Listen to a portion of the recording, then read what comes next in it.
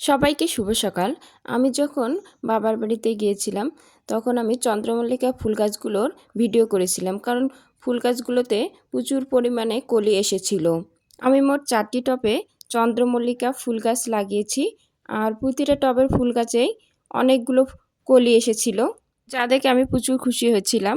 হয়তো ভেবেছিলাম যে বাড়ি থেকে আসার পর আর ফুলগুলো ফোটা দেখতে পাবো না, কিন্তু আমি এসে দেখি যে ফুলগুলো ফুটেছে এবং এর ভিডিওটি পরবর্তীতে আমি দিব।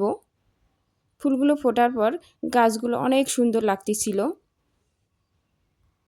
ব্যালকনিতে আমার টবগুলো ঝুলানো ছিল, এই যে গ্রিলের বাইরেও ফুলের ডালটি গিয়েছে, যে এইখানে 3টি চারা আছে। এই ছোট্ট চন্দ্রমল্লিকা ফুল গাছেও ফুল ফুটেছে। জুঁই ফুল গাছ, এই ছোট্ট গাছটিতে একটি ফুল এসেছে, যে আর একটা চন্দ্রমল্লিকা ফুল গাছ। Thanks for watching.